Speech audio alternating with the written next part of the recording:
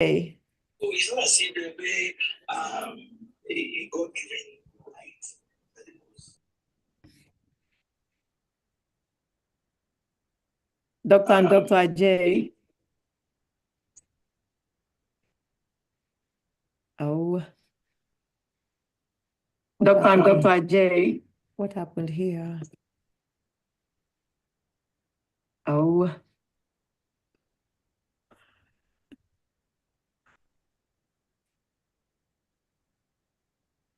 Okay. So welcome. Welcome to Medical Mondays with Dr. O. I can't believe how fast the month of March is flying. But here we are again. I'm Toyin Opesami, a physician in Maryland, family practitioner at Treated Child, and always excited to be here on Mondays to talk about medically relevant, medically related things that would improve and sometimes even change our lives.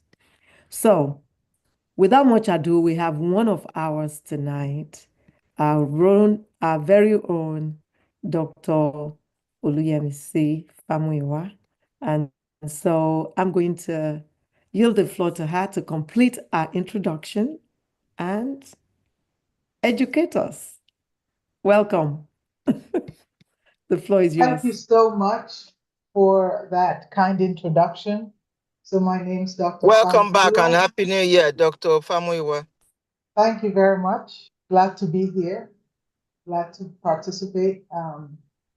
So I am the medical director for Montgomery Fertility Center, and I also have a podcast called Fertile Talks, where I try to shed information on fertility related issues. So I'm really glad to be here tonight, and thank you for inviting me.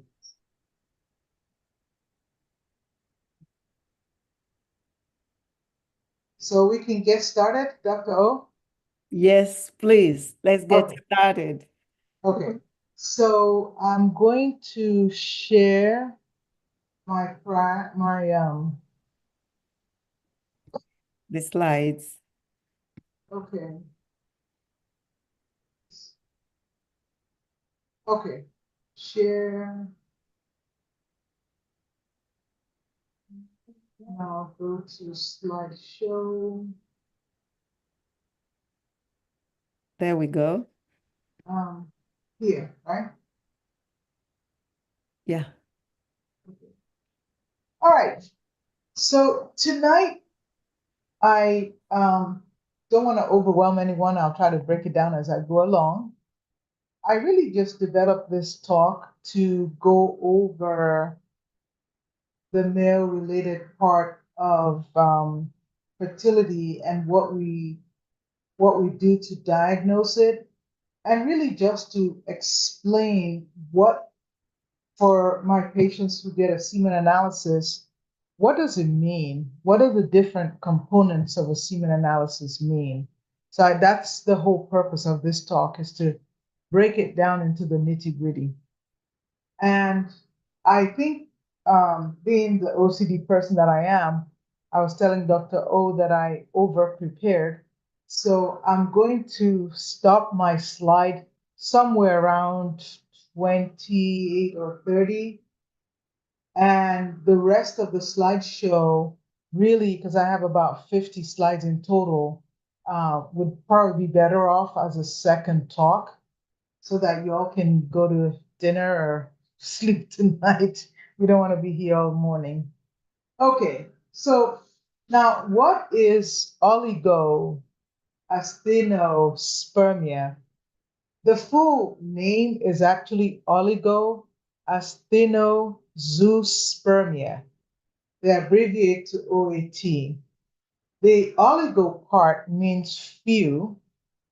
Astheno, for those of you who are into Latin, means movement, and the zoospermia means shape.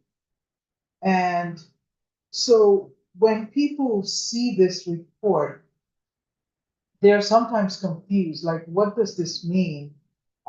What could have gone wrong? Now, the rest of the slide, like I said, is the evaluation and treatment and lifestyle.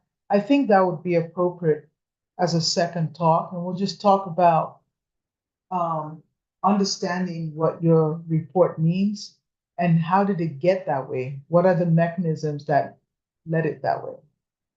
So when you look at I get tired of typing it out, but OAT, Oligoasthenozoospermia, it comes in three flavors. One is mild, the second is moderate, and the third is severe. And I'm going to show you what each one is. The key takeaway with the mild, it's just slightly off kilter numbers. People can still conceive by themselves. It may take a little longer for them to conceive, but usually these are so mild that by making lifestyle changes and very few interventions, they can probably negate any adverse effect of this. Stage 2, so I talked about natural conception being possible at stage 1. Takes time, lifestyle changes. Stage 2 is when it starts to get more interesting. So you see a noticeable decrease in the sperm concentration and motility. And the underlying factors with stage 2 sometimes will be increased oxidative damage to the sperm. The sperm is very, very fragile, right? It doesn't really take that much to damage it. And you can start to see changes in the men's hormones with this level of damage. Sometimes the just basic form of intervention like artificial insemination will be able to facilitate pregnancy with the stage 2, right? So you have significant reduction in concentration and motility and slightly increased abnormal shape. The abnormal shape is the one I called as the zoospermia. Stage 3, things really start to get really funky with stage 3. And with stage 3, it's unlikely that conception occurs naturally. It may require more advanced treatment. And the underlying mechanism is stage 3. We see more severe damage to the sperm membrane, and usually you have loss of motility, and sometimes you have testicular dysfunction, such that the process of making sperm is profoundly affected. Sometimes you can see deletions in the chromosome of the Y chromosome in some of these patients.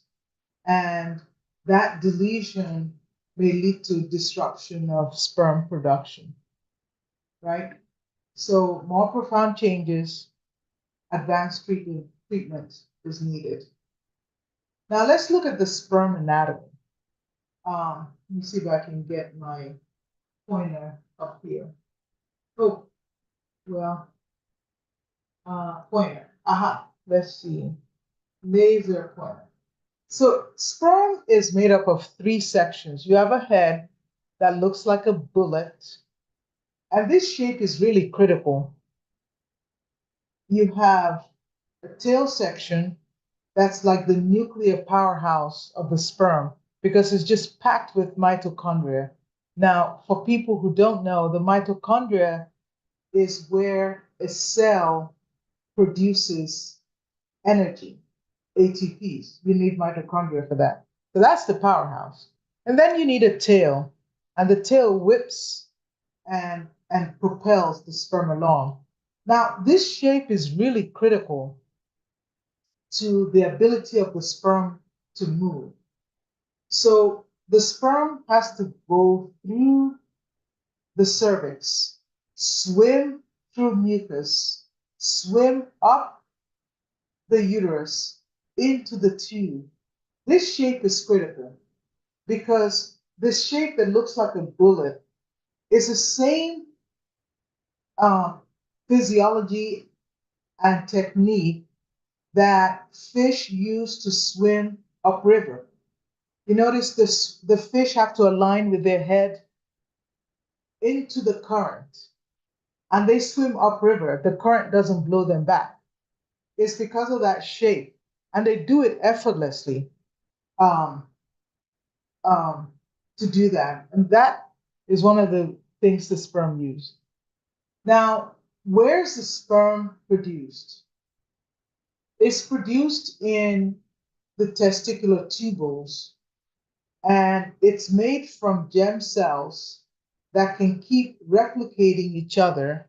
So that's why men can continue to produce more sperm, albeit with diminished capacity for good sperm as you age. And they have certain nursemaid cells that help to support them, protect them throughout the stage of growth. And I'll show you the anatomy in a second. So sperm is made in the tubules, and the tubule looks, you have a basement membrane here, and you have this orange cell here called the Sertoli cell. Now, the unique thing about the Sertoli cell, you see how it spans from the basement membrane all the way to the apex. And over here is actually a central collecting tubule, think like a spaghetti. So the precursor cells are called the spermatogonia. They're located at the base here. And they start to go through the process of division, first to make more of themselves, and then to reduce the DNA, and then to have the DNA, once it's reduced, packaged so that the mature sperm now has a tail and has the mitochondria located in it. So this Sertoli cells holds all these cells in place while they go through that process, right? So the Sertoli cell, it also functions the so-called blood testis barrier, kind of protecting this germ cells from toxins that may be floating in the bloodstream. And by the way, you can damage these cells based on what you expose your body to. It also produces certain hormones and factors that help to control, sort of like your gateway signaling, to control the entire process. And then it removes the damaged cells that don't look or fit the right mold. They're eaten up, if you will, like a Pac-Man. That's called phagocytosis. So it removes the defective cells. And then it helps to trim the excess fat. That excess cytoplasm is trimmed such that your mature cell has barely any cytoplasm, right? The head is just filled with the DNA. It also secretes certain fluids that help to sort of nurture and sustain the sperm growing. Now, if you look in here, the tubules, they're coiled one on top of each other like spaghetti. So if you were to take a cross section and really magnify it, this is what you will see each tubule looking like, okay? And this is the basement membrane I told you. You have the Sertoli cell spanning the entire layer. And then you have the spermatogonium, the initial precursor immature cell. As they start to change, you can literally see them changing. Then going towards the cavity, you see this mature sperm towards here. These mature sperms will be fed into these tubules, and all those tubules will connect to each other, sort of dump off into a collecting cistern, if you will. And this is where the tubules are. And they all collect and they get stored in the epididymis. So the epididymis stores the sperm and also produce some fluid and proteins that keep the sperm alive and doing well. So at the point of ejaculation, the sperm is now ejaculated out from the epididymis and squeezed straight out the vas up into the base of the testes.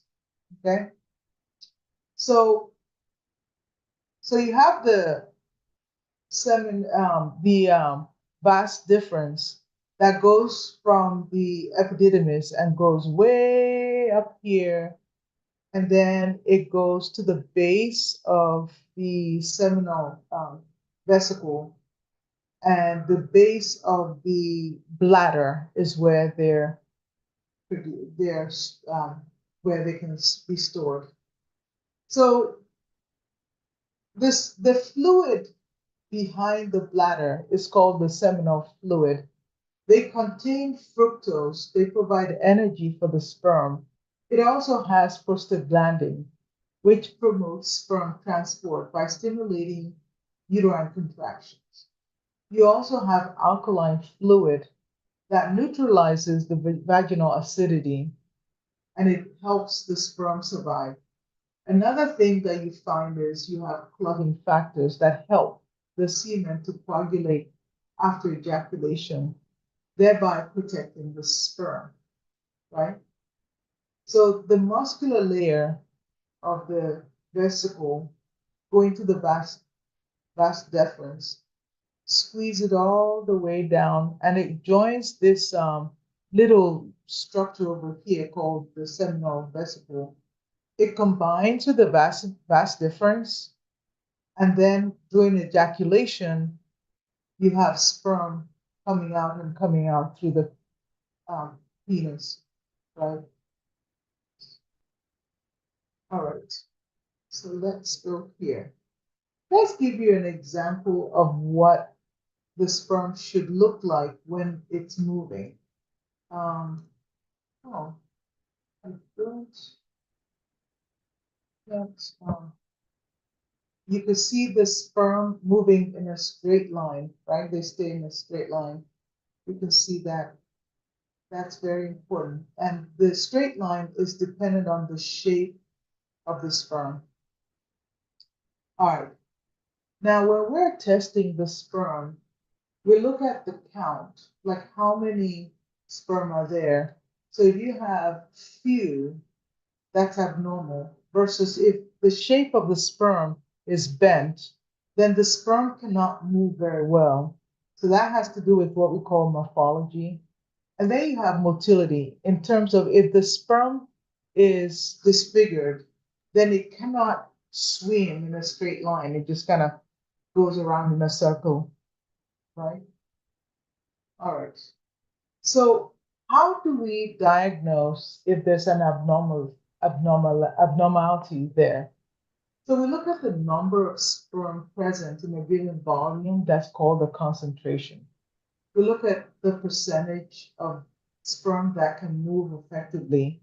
That's called progressive or non-progressive. And then the shape and structure of the sperm cell is called the morphology. Right? Those are the things you would look at to quantify, is it good or bad sperm? And then you want to know, is the sperm alive or dead? Are they just sitting there shaking? Right? Additional tests that one may do is to look at hormones, but those are not first line tests yet. It's only when you get an abnormal initial parameter that you would go to these other advanced testing modalities like the hormones. Doing an ultrasound on the scrotum is not the first line of investigation. You would do it if someone had very profoundly abnormal levels, or on physical exam, they have a mass that was detected. Also, for individuals who have almost no sperm or very low count, like less than 5 million, you would also actually test their DNA, because it could be that they have some mutation or deletion that's actually causing the abnormality. Well, let's talk about what is a normal semen parameters. There are certain things we look at, and these are standardized by the World Health Organization. So the first thing you look at is the volume. How much volume is produced? An adequate volume should be less than 1.5. Now, what makes the volume is actually the seminal vesicle that I showed you. Then the next thing we look at is the concentration. How many million sperm do you see in a given volume? And the standard we look for is 15 million per a given volume. Then you do a total count, right? You want there to be a total count of greater than 39 million per ejaculate. Another thing we look at is the motility. At least more than 40% of them should be able to move, like I showed you in that other slide, and they should be able to move in a progressive fashion at least 32% of the time.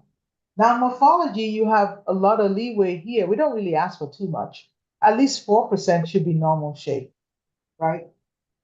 And the pH that comes out of the semen is important. That pH is provided by your seminal vesicle, your prostate gland and everything. So it lets us know that you're producing semen, should be around 7.2 to 8. And at least 58% of the sperm should be alive. Sometimes you'll have dead sperm. Someone is really ill.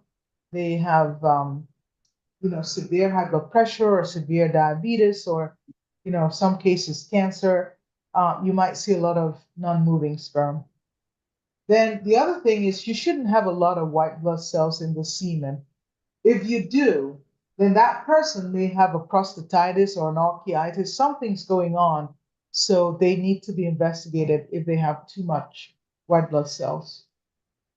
All right, so now that we know what normal should look like, let's look at, before we get to what abnormal is, sometimes when my lab director says they can't, they're all dead or they're not moving, then we can do tests to see, are they alive? Maybe they're just not moving, or are they actually in fact dead? If they're dead, the membrane of the cells breaks down. So if you stain them with a dye called eosin, the dye just floats right in because there's no membrane to keep the dye out. And so they appear pink. And you put it on a black background. So you have pink on a black background. It'll let you see the dead ones just light up. You can tell if they're dead. The hypoosmotic swelling test is just putting the sperm in a solution that has a lower concentration than the inside of the cell. So water likes, or solutes like to find their level. So then the fluid, in this case, travels into the sperm, swells it up, because the skin, the membrane doesn't let the water go back out. So the alive sperm will swell up. The dead sperm have no reaction. The membrane's gone. So water just kind of flows any which way it wants. And then, of course, you can use some fluorescent dye like Cyber 14 that stains green for dead sperm. I'm going to backtrack just a little bit to this slide just to mention something. When I see a semen analysis that has 0 sperm, one of the things we look, if you look at the vas different coming here, it loops around, picks up the seminal vesicle, goes through the prostate, and joins the urethra down here to become the ejaculatory duct.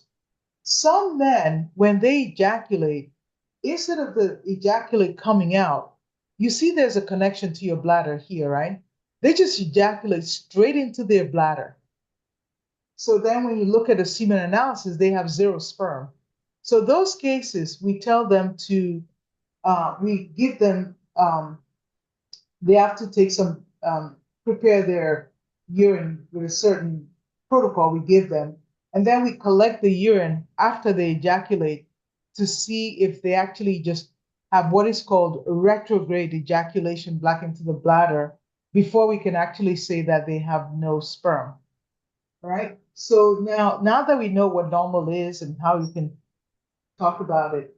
Let's look at some, what is abnormal? Remember I talked about stage 1 being mild? And like in this slide, the only thing wrong here is the count is just slightly lower than you would normally expect it. It's 12 million per ml instead of 15, and the motility is slightly just under the radar, 35 million. So these are the ones that are mild, we call it. They have a lot of live sperm, 70%. The pH is right. They have normal shape. That's normal is greater than 4. So maybe mild lifestyle changes may help this person, and with time they achieve natural conception. Now, stage 2, like I said, things start to get a little funky. The concentration drops in this case almost by 50% to 7 million. And you can see a noticeable drop in the motility down to 25%. And not all the sperm can move forward, like I told you about, right? So morphology is also starting to take a hit. Only 3% are normal shape. So like I explained to you, the shape is important for the sperm to turn into the current and swim forward. It has to have a nice neck that propels it with energy to move forward. And then the tail that, that's like the rudder, not the rudder, the propeller, the engine that just whips up a storm and really zips that sperm right across. So this is stage 2 that we would say is a little moderate. Stage 3 is a little bit more severe, and the concentration starts to drop below 5 million in stage 3. And you can see that most of the sperm are barely moving. And if they're moving, they're not really moving in a straight line. They may just be shaking in one spot or kind of twisting in in a circle. And the percentage shape is abnormal. And the percentage live sperm starts to drop here. This will be severe cause changes. What could cause a stage 3? It could be hormonal, like I explained to you. Either they don't have enough signal from the brain. It could be genetic. They'll have a chromosome deletion or Klinefelters. You'd be surprised who actually has Klinefelters. Sometimes some of the Klinefelters actually have almost zero sperm. Infections, like I mentioned, some people have TB infection in their testes, orchitis, mumps-orchitis. Most people don't realize that. Mumps-orchitis is the very dangerous thing because it can actually wipe out the sperm. And when this men eventually heal and get over it, and in their reproductive years, they have zero sperm. It doesn't reverse. Exposure to toxins such as pesticides or heavy metals. Now, where can people get heavy metals from?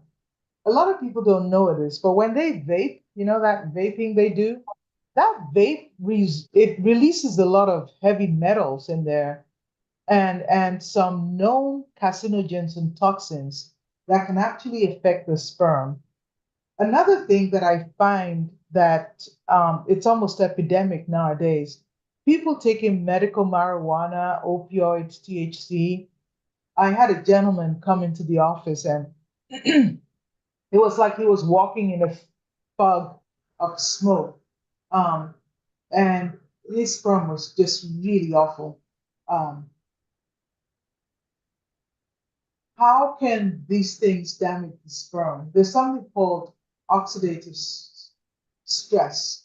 The sperm doesn't have a lot of protection. It really can't neutralize any antioxidants.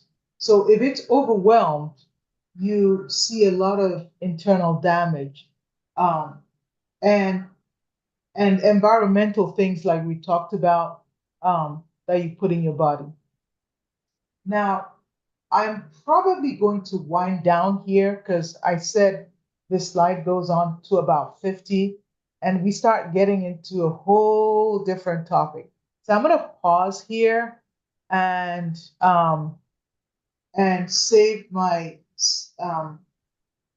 slides for our second topic because we could go on forever. on this. So let me end my slideshow and entertain any questions. Thank you so much. That was very necessary. And I'll have a question, or, Yes. just to help us understand more. When conception does not happen, usually it is assumed, I'll say, that it is the woman's fault. Correct. All the time, we say it is the woman's fault. So, Right. are you telling us tonight that it could be the man's fault? Absolutely. 50% of the times it is. As much as 50% of the time? Absolutely. Yes. So when pregnancy does not occur between a couple, both the man and the woman needs to be evaluated then. Yeah, I always tell my patients, and I even have some men that come to my office and say, well, I just want to know. I just want a semen analysis. And I tell them, look, we need to do this as a team. So while I'm working you up, we need to be working up your wife up at the same time. Because I remember many, many moons ago, I had a gentleman and his wife who came to me, they wanted to do artificial insemination. And I think I asked for him to get a semen analysis, and I kept asking, but you know how patients say, yeah, I'm doing it next week, and I'm doing it tomorrow, and yeah, I've scheduled for Wednesday. And then, of course, you're doing the whole workup and you get farther along. And all of a sudden, we're done with the wife, and I'm like, okay, let's take a look at your sperm. Well, this is someone that goes to the gym, he's a big, strapping guy, and zero sperm. And all the time we had been working up his wife, he had just flatly refused to comply. Right. So now we had to stop the show to go figure out why doesn't he have any sperm? Wow. Thank you. Dr. Jagwe, you have your hand raised. Kindly unmute. Dr. Famuyiwa, thank you so much. You made it quite straightforward and simple to understand. I just want to add a few things. One is you mentioned some factors that could be responsible. Right. And I just wanted to raise some issues, like the example you just gave. Many people who are using anabolic steroids Right. can actually have a negative effect on their sperm production. Exactly. Yes. That's one. The other thing I want to talk about is the use of cell phones and laptops. Yeah. So that goes into the other part of my talk, but I can briefly okay. go All into right, that. then. There was actually, a lot of our population studies, the Europeans do it better because they have these registries that people are signed in from birth and they can follow things. And then they also have mandatory military service. So there was a study that came out.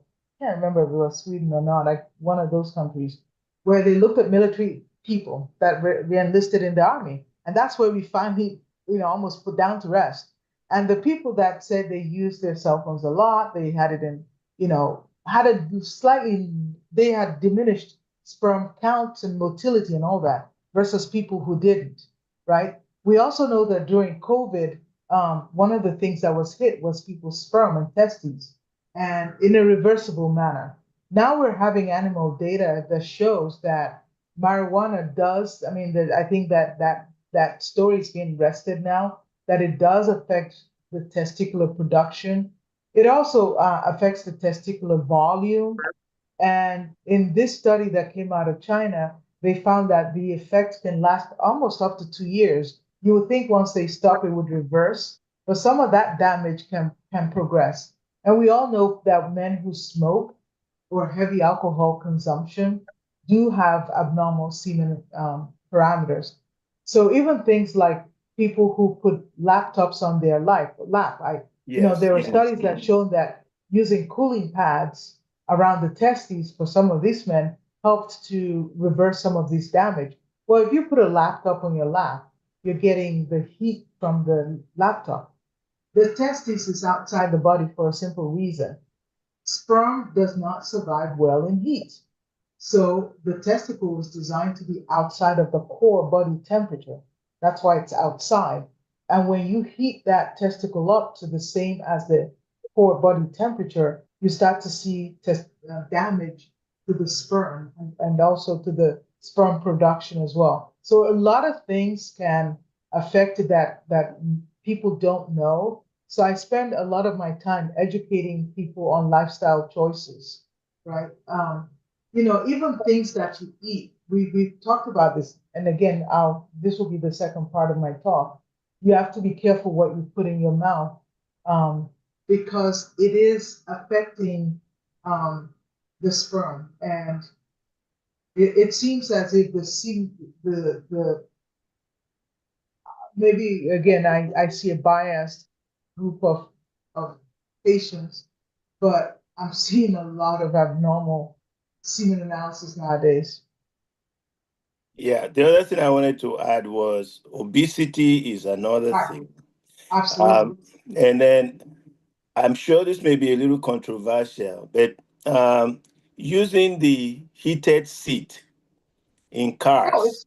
it's not controversial. That's Okay, already so known. I just want to say that, I Yeah, mean, for heating men, your car, no heat around the waist, no heat, yeah, so I no think heat. people should be very aware of that. Yeah, Particularly when you're yeah, in a very cold environment yes, like Maryland and you feel like you exactly. have to warm your car up, you have to do all this, and you turn your car seat heater on. I Yes. think it's like boiling an egg. So you might just end up with a kind of Yeah, situation. you're stir frying your sperm when you Yes, do that. Yeah. So and then also, obesity in addition to being a metabolic syndrome and you have all that metabolic after effects going on, obesity also destroys sperm based on heat. yes, Right? Right. So the testicles are heated up. And sometimes if the abdominal, fold falls over the pelvic area, you get more heat to the testes. Yes. So almost a common mechanism of action that you see this damage. yes. Yeah. Thank you. Mhm. Mhm. Thank Yeah. you so much. Thank you. Yeah. Dr. Motosho, kindly unmute. Welcome. Oh, thank you. How is New York? Hello. Is it cold enough to be hitting your car seat? You see, Yeah. that's why I choose to look like Dr. Ajagbe today. Oh, I love it. Oh my God. I love that. I love this. Thank you. You wear it well. Thank you so much. Well, Dr. Famuyiwa, well, let me start by congratulating you on your newly, should I say, upgrade or your new facility. Oh, thank you. Yes. Thank you. I appreciate it. You're welcome. So my question is, there are two questions I have. Mm. Which occupations are occupational hazards that can lead to low sperm count? Mm. One. Then the second question will be, what is the life expectancy? Or let me put it this way. At what age do you think men doesn't need to worry about low sperm count? At what age? Yeah, they don't need to worry about it. I mean, which you expect normally. It like our grandfathers were still making babies at 70, 80, Right. right? Well, I guess at the age that a man decides they don't want to have any more children, then Right. you don't need to worry about it anymore. And I think that would depend on the man. Because our grandfathers did have children into their 80s, even 100, Yeah. you know. Yeah. And But also bear in mind that over the years, semen parameters have been gradually declining. Okay. So the semen parameters have gradually started deteriorating with time. Yeah, I think you said something about what we eat. Yes. A lot of nutritional deficiencies play major role in overall metabolism of the body. And so vitamin deficiencies, as nutritional deficiencies, they do have, um, you know, definite impact or negative impact on semen production. And you know, in those days, most of our ancestors were almost 100% plant-based, almost 100%. So a lot of the herbs that they are naturally consuming actually enhance testosterone production. So that is why the virility of a man, even at the age of 80, is understandable because of the kind of nutrition that is being accustomed to, and the fact that the testosterone level does not decline as much as it does in the contemporary situation. So, Okay. The occupational, which ones do you consider occupational hazards for men to be worried about?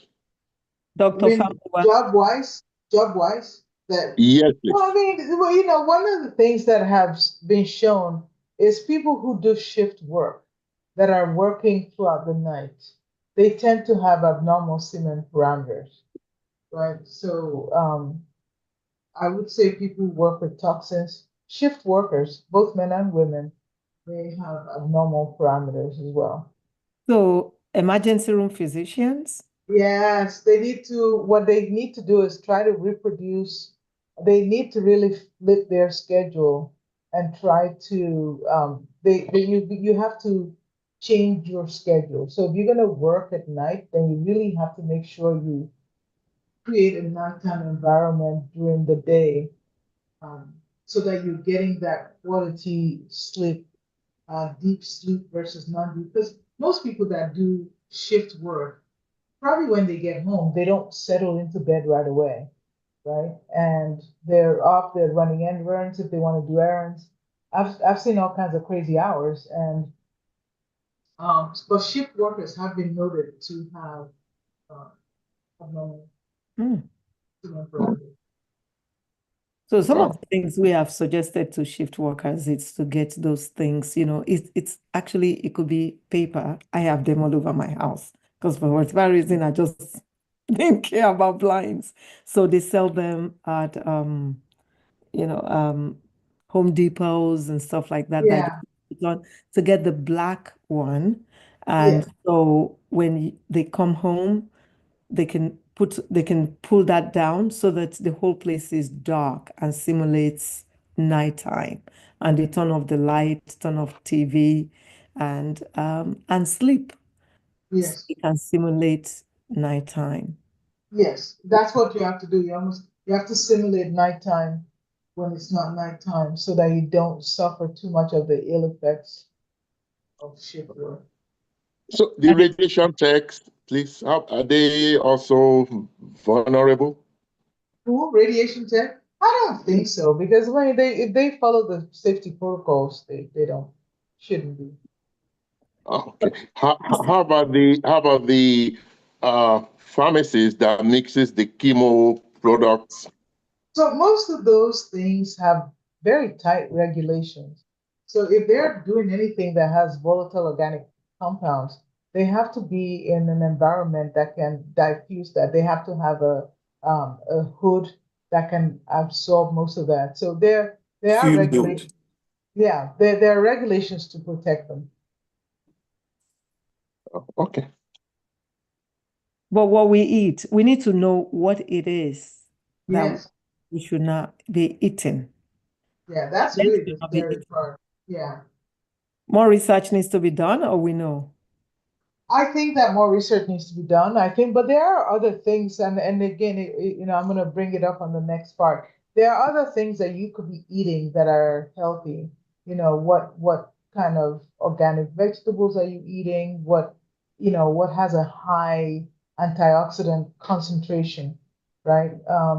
Because we know all those things help remove the oxidative stress from what they eat. Yeah. So Well, thank you. Auntie Tower, kindly unmute, ma'am. Good evening, everyone. Good. Good evening. Welcome. Dr. Famuyiwa, thank you for that wonderful All right. presentation. You are always doing that. Thank you. My question is not much, it's from what you are saying. I know we are talking about the sperm, but does the same thing go for the women with ovary if they are working night shifts? Yeah. Yeah, because the night shift disrupts your hypothalamic pituitary axis. It disrupts the signal coming from the brain that controls either the ovary or the sperm. So shift work does do that. Thank you. Yeah. Wow. I'm still going back to emergency room physicians because they do What shift about work. the nurses that works night? I did that all my life. That And I'm is, just lucky to have children. and healthy ones too, thank God. Thank God for that. Yeah, if you do night shift, you have to create an environment that simulates nighttime. There's a lot of data on what you need to do now. What kind of curtains you use to seal out light. You have to recreate a nighttime environment for yourself. So if you can recreate that nighttime environment, most people can do fine. That's recreating it Yes, when you get home. when you get home. Yes. Yes. So to sleep. Yes. There's a question in the chat box. Does moms kill the sperm? Moms. I think it doesn't kill the sperm, it destroys the initial cells. Remember, your cells is produced from the dividing cells that keep dividing to make new ones. So if I don't want you to make the any more, spermatozoa. yeah, So it destroys the spermatozoa. yeah, yeah. So in essence, then it is you don't make sperm. Exactly. Destroys this, so you don't make sperm. That's right. Wow. Moms. Yeah, mumps can cause azoospermia. Whew, I won't go to the measles thing we just heard, so let me leave that alone. Dr. Jagwe, kindly Okay. ask the question. You're muted. Yeah, I just wanted to add something. Dr. O was asking, so what should we be eating? Well, I'm Well, sure we I can. said, what should we not be eating? So Dr. Famuyiwa said, actually, there are things we should be eating that she will present in the next Yes, presentation. Okay. absolutely. So what should All we right. not be Well, eating? But you can talk about what we should be eating also. Well, I think a lot of them are already available as supplements nowadays. For instance, ashwagandha, everybody must have heard about ashwagandha. You've heard about ginseng. You've heard about tribulus. You've heard about a few other, herbal, products that are available as supplements. These are good to increase the testosterone level for men and helps them to actually, there are studies that have actually documented that some men that had oligospermia before, when they were put on these supplements, had Yeah, some reversal. So I would say that a lot of things are available as supplements that can help men. right. Absolutely. The research proven ashwagandha? Yes. Okay. But the thing with ashwagandha, I mean, Dr. O can probably go into this. I mean, I think that ashwagandha, if overdone, has side effects too. I know that Dr. Dochi talks about it on her thing that, people are going out there and they're just overloading themselves with everything they can find. And some of this, if overdone, can have toxic effects. Yes. Definitely everything has to be done to moderation. They've made it into tea. So you can actually use tea bags without overdoing it. Okay. Some people that really thought their manhood is going to be enhanced by the volume of the things, supplements they are taking, that's when they have the toxicity. But if they use, to moderation it's usually very helpful. There are research studies to support that. So what you said, you were one of those who have said strongly on Medical Mondays that we should not be drinking tea from tea bags because of the No, Microplastic. okay, let me reframe that. What I'm saying is that the ashwagandha or any of those supplements can be consumed as tea, not as potent high dose capsules that many people are buying because they Yeah, think. I see a lot of people. I actually prefer that. There are not a lot of things that I actually recommend. I like, there's this brand called Theralogix Conception XR that I give to my patients. And then plain simple things like vitamin B6 at, I think, 1.4 milligram and B12 and vitamin E. And if they need anything else, plain old serotonin, which melatonin is also a powerful antioxidant. So I kind of restrict most of my patients to those. And then I tell them, let's go for the natural ones, which are in food. And now I don't want to preempt my other talk, but it's in there. And I do that for a very specific reason, because I just don't want people going nilly-willy and buying all sorts of stuff, because you can get all sorts of stuff on the internet. And some of this stuff have supplements that can be dangerous. So I would rather be telling them what I think to be useful based on evidence base and based on non-interaction with other things. So when they do come, I do have a prepared thing that I give them that I recommend that they take. Thank you. Thank you so much. We have to be careful of these things too. I mean, we just heard about the turmeric, which I won't go into in depth. That's why I was asking, is the research proven? We have to be careful. So Dr. Alu asked, does wearing of tight boxers affect fertility in men? And I did answer him in there, and I said yes. Yeah, because some people don't look in the chat box. So I have Yes, it I can. asked, And I'll rather I ask so that we all sure, know. absolutely. Yeah, I agree. Tight boxers, same thing, heat, right? You know, when you heat up your testicles, you're gonna get the same effect. So if it's too tight, it's not good. Probably loose fitting would be better. So Auntie Fumi said, brilliant presentation as always, Dr. Famuyiwa. Thank you very much. Thank you. Question, where there's zero sperm count, what Mhm. can be done? Yeah. So if you remember, I showed you a slide about where the vas deferens joins the seminal vesicles and forms the ejaculatory duct. So the first thing I look at first is, did it back up into the bladder?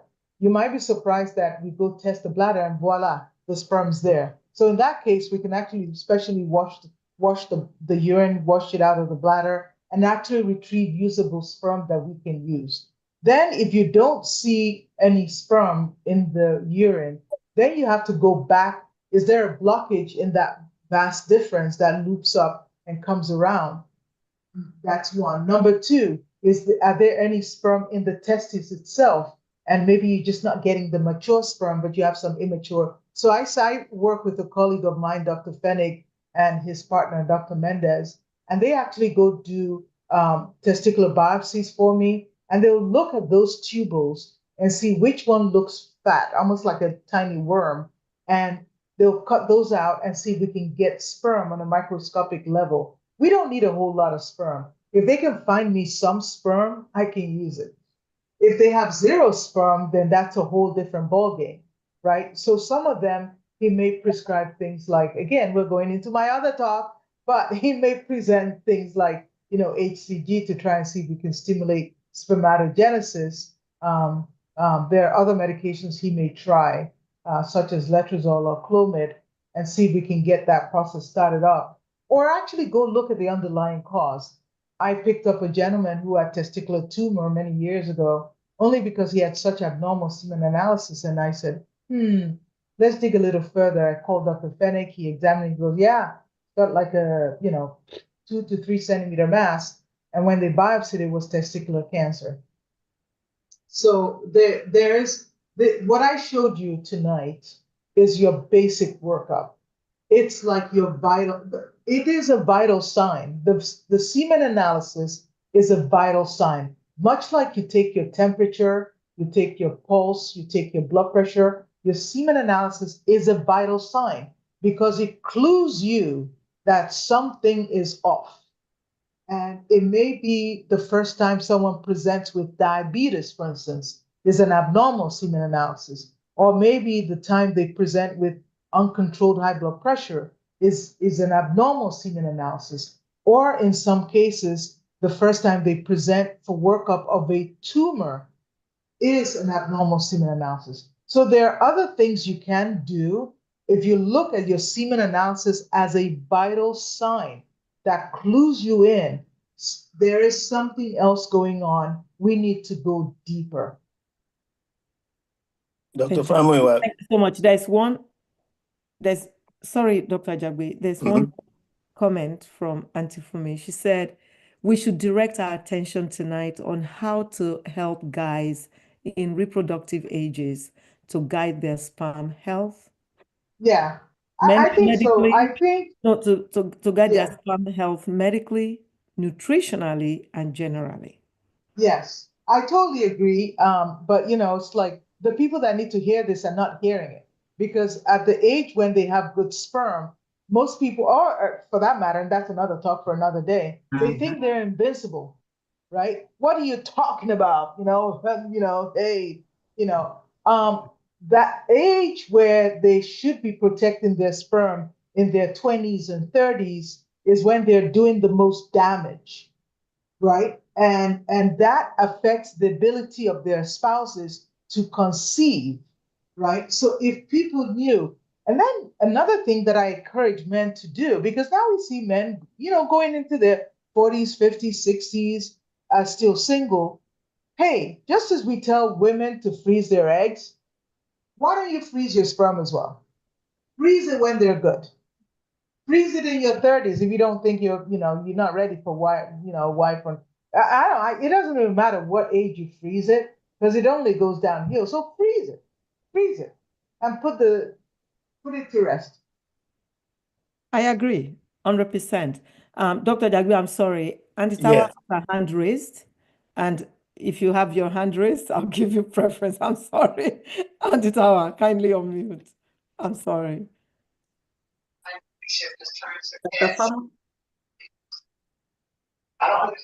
Hello? Hello. Yeah, sorry. Go ahead. Dr. Famuyiwa, there are some people, not many, few children that when they were born, their testes doesn't descend into the scrotum. Yeah. So with those one, if they don't, let's say they are in the village and they didn't do any operation to bring it down, will the heat of the body just destroy all their sperms? When they grow up, they won't have sperm. Yeah.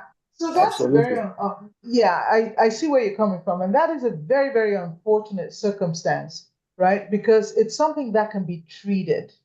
Yeah. If the surgery is done at the appropriate time, you can make the testes descend.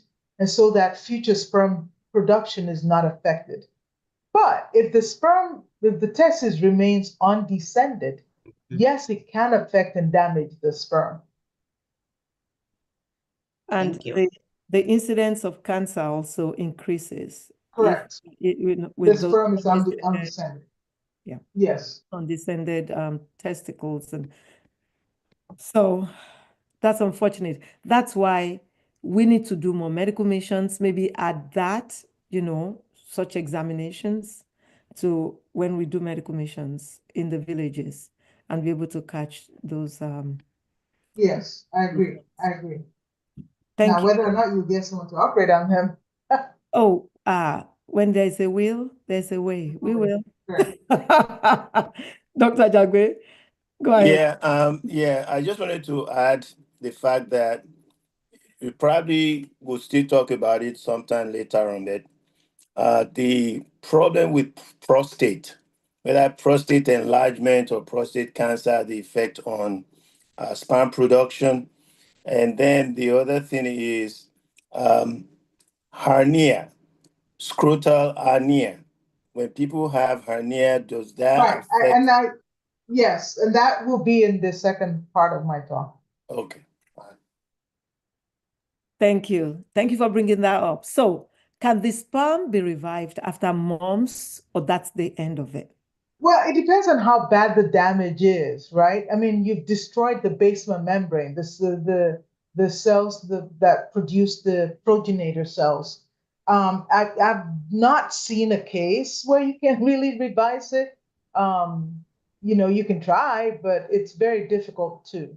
Now, what they are doing now, and we can go more later on it, is they're thinking of putting stem cells and injecting the testicles with both stem cells. And they've actually looked at some studies where they injected PRP into the testicles. But there is some data with using stem cells that would be interesting to explore. Yeah. So that person should be a sperm producing person, right? For the stem cell to work. So if somebody is azoospermia, they don't make sperm at all. They're done. That stem cell Done's would, done. right? Yeah. Okay. So thank you. There's another question. Thank you, Dr. Famuyiwa, for a great presentation. It says, how long can a man stay in hard spa to not damage healthy sperm? So I'd have to actually research that specific question to see if maybe someone did a test where they timed. I'm not sure. It's probably out there.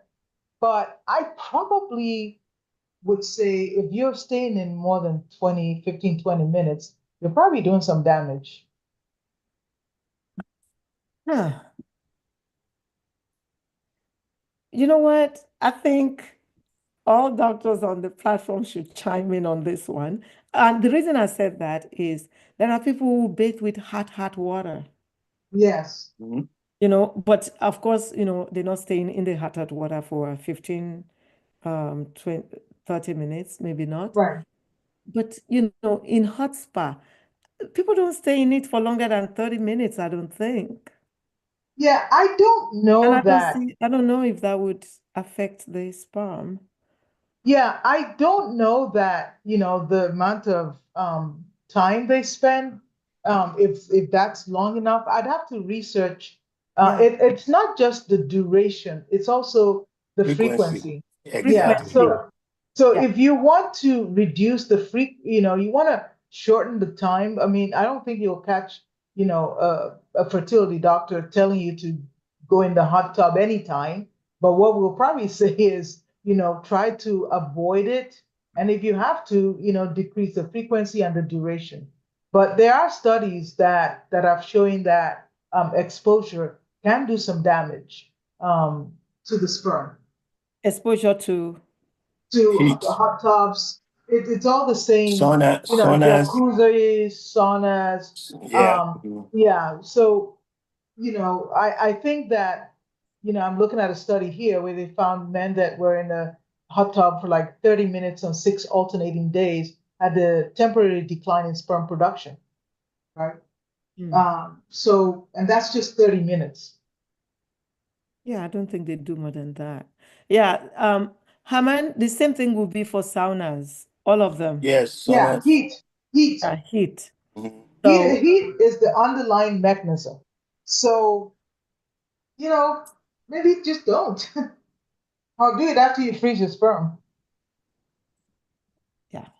So thank you for that. That's an excellent question. All the questions have been excellent. So Dr. Alu asked again, does wrong circumcision impact fertility of sperm? No, circumcision, you're taking off the glands of the Foreskin. penis, right? The foreskin, you're not, no. See, the sperm is made in the testicle. In the testes, yeah. Outside of the body. So the reason why, all this conversation about heat and, is because, like Dr. Famuyiwa explained earlier, God made it so that the testicles sit outside of the body. So to protect them from the higher temperature of the body.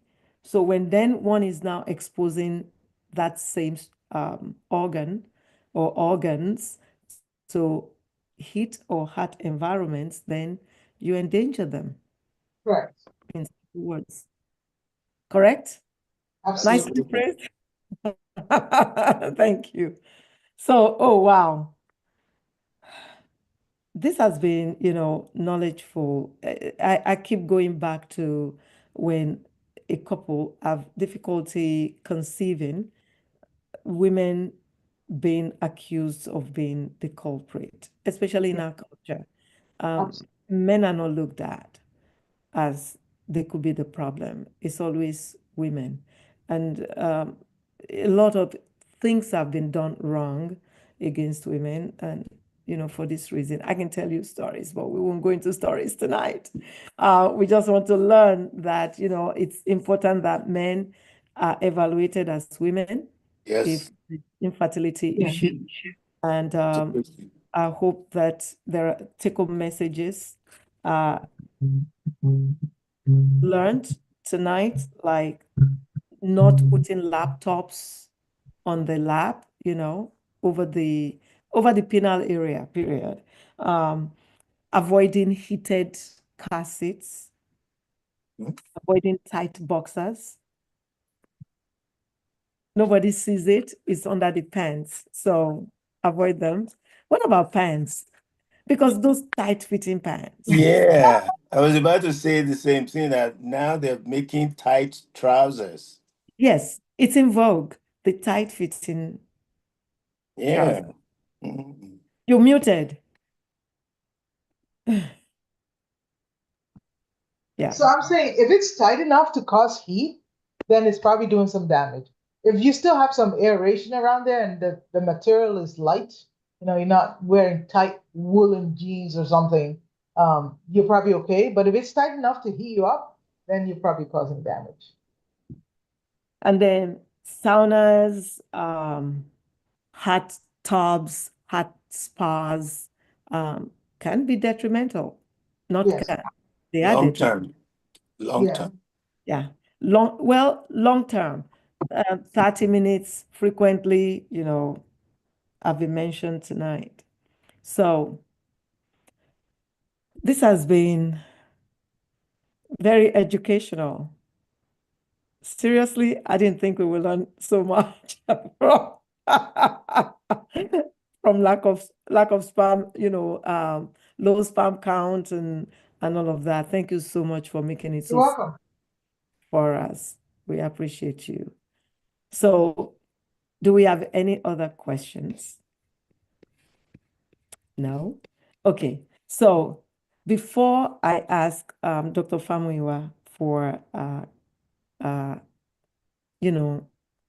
closing encouragement, closing words to us, please look out in your email and text messages. One of us, already a doctor of theology, is now working on his PhD in AI for a second doctorate, and is doing a research. I'm going to send it out. Please it's a few minutes to see if you qualify and if you can assist him. We want him to have more than the number of people he needs so that he can conclude this research and get the PhD, and we can come on Medical Mondays and celebrate. This is Dr. Manasseh Ajay. So I think we have a question from our esteemed attorney, Attorney Richard Williams, said, does the size of the testicles determine the volume or amount of sperm produced? That's a I good mean, question. there are normal sizes, the standard sizes that they look for. So the real question is if this testicle is really abnormally small, then remember we talked about the semen analysis is a vital sign. So then you want to be finding out what's going on, right? Do they have an orchitis that's shriveled up the sperm because of infection? And if the sperm testicle is abnormally large, do they have dilated veins? Do they have a mass? So they are, much like when we do a physical exam, there are normal ranges that we look for. There are ranges that triggers you to start looking for additional things. So the size does matter. It matters in the sense that it can lead you to something, like you make a diagnosis. There's a certain volume that this testicle needs to be. And if it's Yeah, not that volume, it's abnormal. Dr. Famuyiwa can talk about varicocele. I will. Varicocele. And I don't want to preempt my talk. In the next talk. So Yes. she wanted to limit it to just answering this question. Yeah, Does the because size that will matter? Yes, it increase the does. size of the testis, just No, having the listen, varicocele. I mean, it if you have veins swollen around, it could make it, higher. The normal testicular volume is around 18 cubic centimeters, 18 ml. So anything, 15 or lower or 35 or above is considered abnormal. And that needs to be worked up.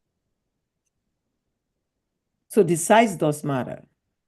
The larger ones, if you're in the upper end of normal, yeah, you're gonna make more sperm, yeah. And if you're in the lower end of normal, you probably make fewer. So Remember, it's the tubules that they're coiled around each other that make that volume.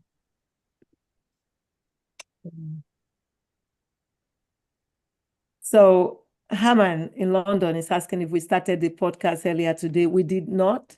We actually waited 10 minutes before we started. And Attorney Richard Williams said, excellent presentation. Thanks so much, Dr. Famuyiwa. So if there are no more questions, kindly give us your parting advice. And we're bringing you back weekly. Yes. So that we can follow up on this. Yes. While still fresh in our memory. Yes. I will definitely endeavor to pick a date. Forgive me, but I have an open house in my office soon, so it's been consuming my time. No. And congratulations. Thank you. And I'm, part of a book launch that's coming out tomorrow, so been doing that as well. So I will definitely try to pick a date, and let you know. So thank you. And please, if you post, please, that information on the open house. Oh, yes. Some of us would like to go. Some of our members would like. Unfortunately, I will be in Nigeria. I see. Yes, I can do that. Yeah. Let me do that right now. I'm so sorry. I can do that. If anybody's around, welcome to 28th. We're gonna have a ribbon cutting by the Chamber of Commerce, actually. And that's gonna be at 11:30. You do have to RSVP, and I'll put the link in here. Yeah, if you put the link there, then people can click on it straight and it would open up on, whatever device they're using. Dr. Alu says, thanks a lot, Dr. Oluyemisi Famuyiwa, for this very marriage-saving discourse. And Doctor, thanks again. You have done it again. The Lord has done it. The Lord did it. So that's the link. I think if you click it, it will, that's the link. Fantastic. So if you want to come, please RSVP and so we can make room for you. Fantastic. Dr. Veronica said, thank you, Doctor. Oh, great job, Dr. Famuyiwa. Congratulations, Dr. Famuyiwa. Thank you very much. Thank you. Dr. Famuyiwa. Sorry.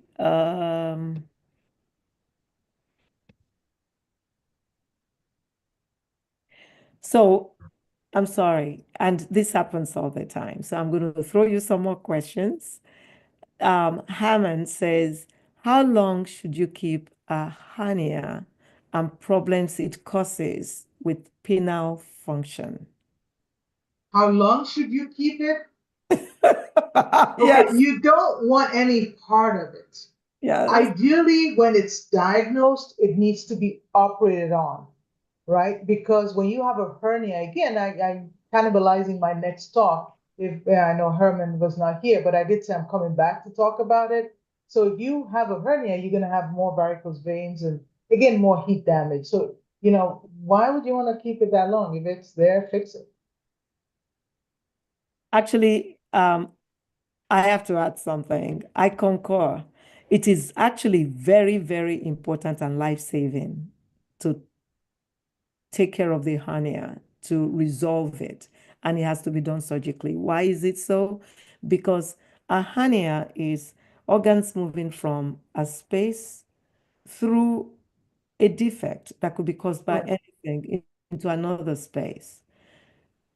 They go in and out, slide in and out. They can get stuck at any time, which we call incarceration. And when that happens, it becomes a medical emergency. You don't want to get there. That's another reason why you should take care of a hernia. It doesn't matter where the hernia is, it's important to surgically fix it and resolve it so we can avoid the emergency. Great question. Dr. Ajagbe says, congratulations, Dr. Thank Fam. you. And please, everyone in the chat box, let's show up en masse. RSVP to this open house to support our own sister, our own doctor, and just have a great time to bless Thank you her, so much. you know. Thank you, Dr. V. Sister Mira said, thank you so much. Excellent presentation. Congratulations is all over. The Lord is taking you far, Dr. Ajay says. Super helpful presentation, Dr. Famuyiwa. Thanks a lot. And thank you, Dr. Fawole. She's thanking me for another wonderful session. And Ero Konwa says, is there a relationship between low testosterone and low or zero sperm count? I thought nobody would ask this question because Dr. Jagbe was going to testosterone, and we all just, so Low and high. Now, yes, low testosterone, production, is correlated with low sperm count. So sometimes men are supplemented. Now, on the other hand, there are men that supplement themselves with testosterone. And what that does, it goes back to the pituitary gland and it shuts down the pituitary mechanism responsible for stimulating normal growth. And when they stop it, because I had someone who was taking illegal steroids, there are some so-called sports doctors out in Florida that send this thing on the internet. It didn't fully recover in 2 years. So too much can be a bad thing. Low is a signal that something's wrong. So yes, there is relationship. That was Dr. Jagbe was going there. Yes. But I was thinking, why isn't anybody asking this question? I'm sure the next discussion is going to be very vibrant when we dive into it will be. It's going to be. Yeah. Haman, stay tuned because that's where the juice is. But she stopped. She stopped her slides at 20 something because Yes. We wouldn't leave here tonight. yeah, and has over 50 slides. That was what happened. Sister Wumi says, thank you for an informative session, Dr. Famuyiwa.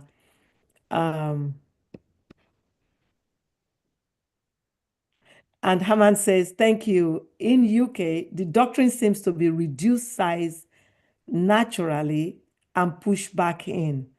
Haman, what does that mean? Reduce the size of the testicle and push it back in? Haman, what does that mean? Dr. David Amara says, thanks for a clear presentation, Dr. Famuyiwa. But you. I don't know what Haman is saying. That in I think he must be talking about the hernia. Hernia. Ah, The hernia. the hernia. Thank Yes. you. So it says the doctrine seems to be reduced size naturally and push back in. I haven't heard that, and I know there are urologists on both sides of the pond. I haven't heard that. But I think most people would, if you have a severe hernia, they'll probably recommend correcting it. Even when it's not severe, the thing is, I think he's saying the same thing. Reduce size naturally. I don't know about that one, but push back in. When they fix the hernia, that's what they're doing. They push the organs back into where it should go, and exactly. And then they repair. So they close that opening that is causing the structure to slide in and out. So it's pushing it back in. So maybe that's what they're what they are referring to. saying. They're Yeah. just trying to explain it in English. So Yeah. it's the same thing we are saying. Say it in English. Yes, because of, there's medical lingo, Yes, okay, and it's not understood by everybody. absolutely. Okay, Yep. so that's what we're trying to do. You push it back in and close the defect. Mhm. So, Dr. Famuyiwa, over to you. Thank you so much. I always enjoy coming here. I really appreciate you guys. And thank you for the invigorating questions. Thank you, Dr. O, for inviting me back. Thank you. I love you guys. Thank you. Happy to Thank be you. here as always. Love you too.